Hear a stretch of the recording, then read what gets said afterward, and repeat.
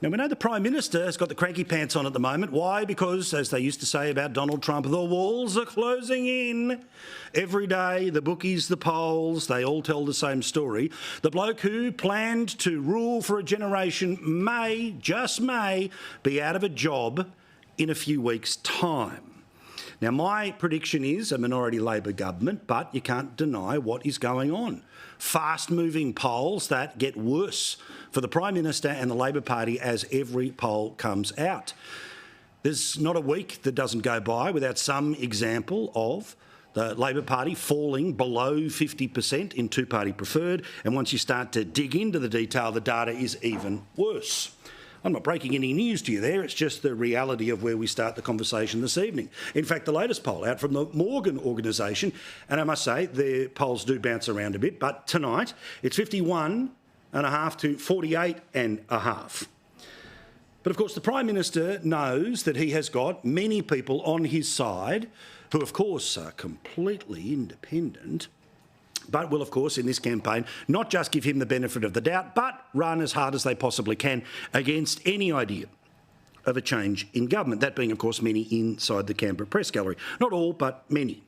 And you have seen that when the polls were terrible after The Voice in 2023, they were more than happy to run the stories that the Prime Minister was looking for a reset over summer and things would be better in 2024.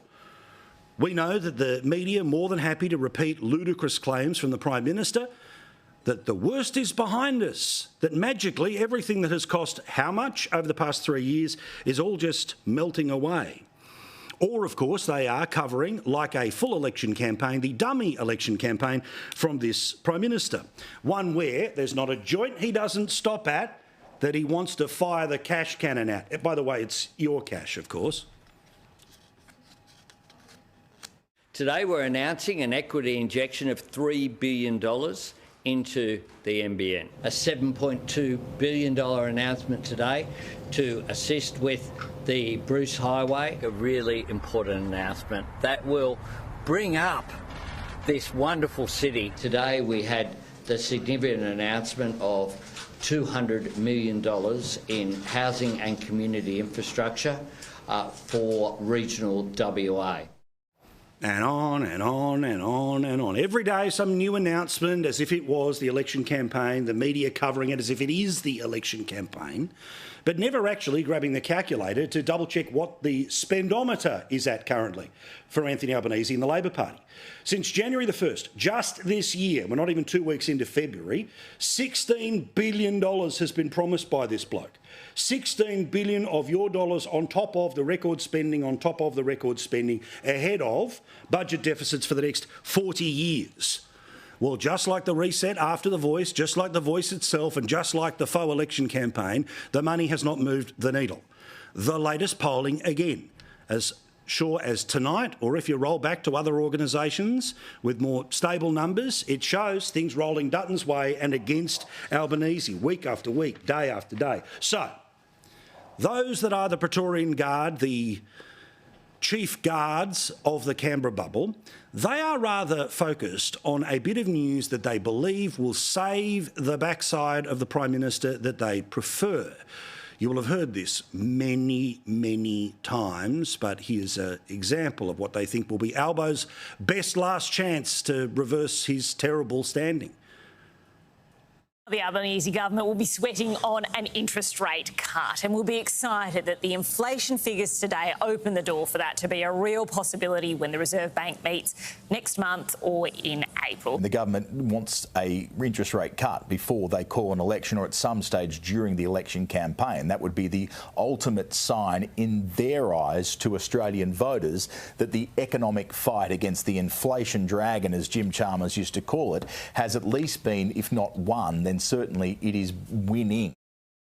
So, decision will be made about this time next week by the Reserve Bank about whether they are going to cut those rates or not. Now, depending on where you look, the predictions are anywhere between 90 and 99% that they're going to cut because other Reserve Banks or central banks around the world have started to do so.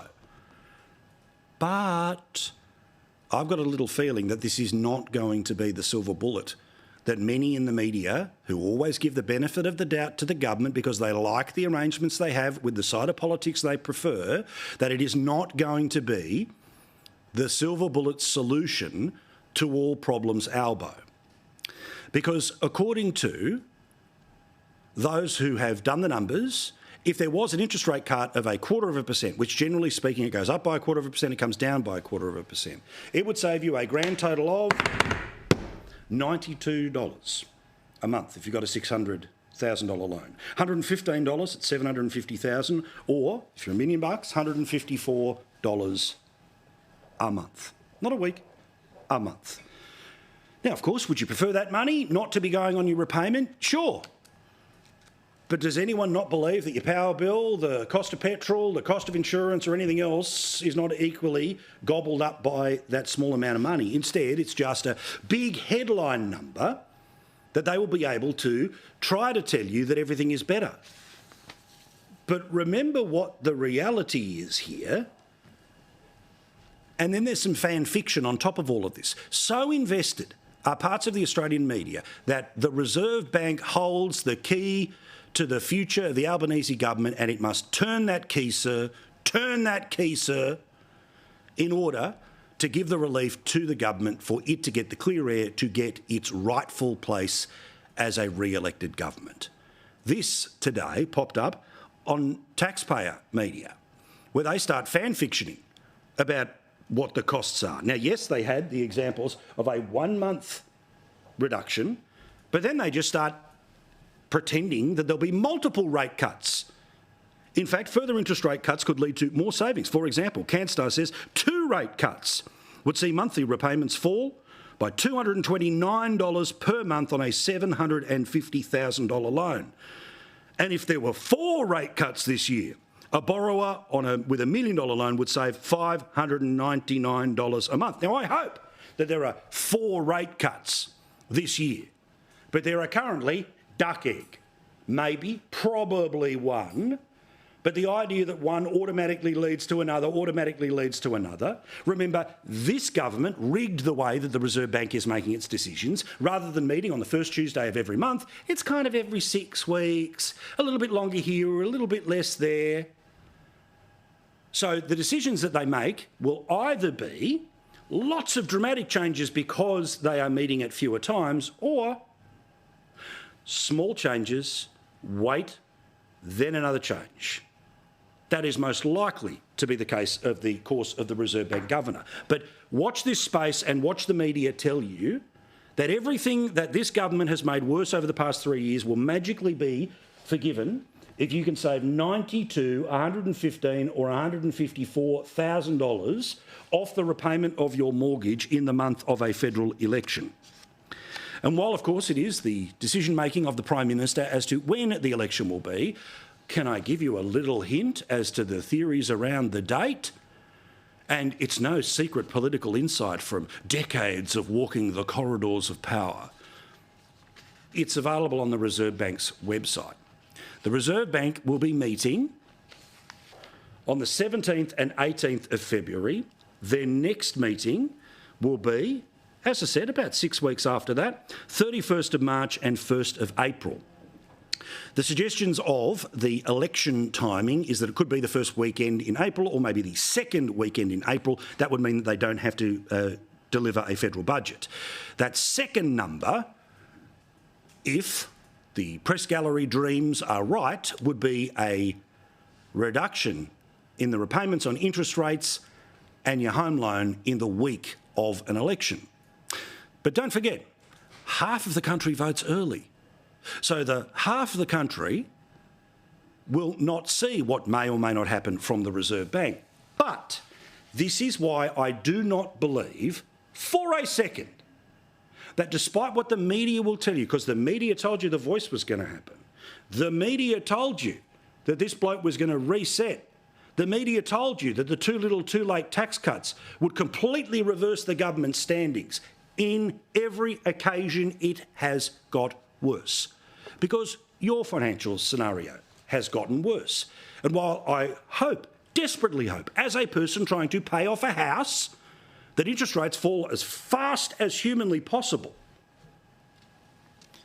But the reality of the pain that a third of the country that is trying to pay off its house, and in fact more than, because they might be trying to pay off an investment property as well, is that according to finder.com.au, doing the work for the West Australian newspaper, for every $400,000 you borrow, you have had to pay an extra $14,940 since this government came to power. So if anyone in Labor land or media land thinks that one interest rate drop, that best case scenario for people on $1 million mortgage is $154 saving, that you'll magically forget the almost 3 times that number, because, as I said, I've previously shown you that number and it was the calculation on 500,000. No, I double-checked. It's a calculation on 400,000.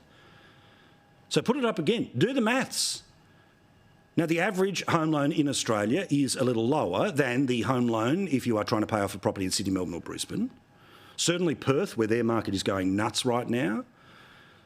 So if you're on $800,000, it's $28,000 that you were not paying off your home when this bloke was elected the Prime Minister.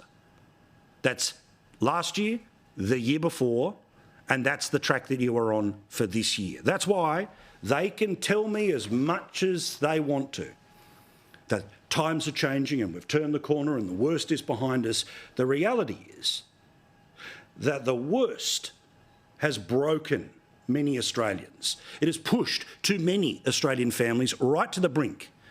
And if you think that they don't have a rear vision mirror or don't have a long enough memory to remember where they were before the bloke who promised to make it better took over and made everything worse, then you do not know the average Australian, which of course would mean you are at times a full-time person who focuses on Australian federal politics. There are some examples, but you know what they're going to do when it comes to this interest rate drop, which I hope happens. I desperately hope happens. But fan-fictioning, if 4 of them, to try to make people think that they're going to be getting way more than they are. Come on. Sleight of hand, well, I know all the tricks, seen them all, so I'll call them out every night for you here on Paul Murray Live.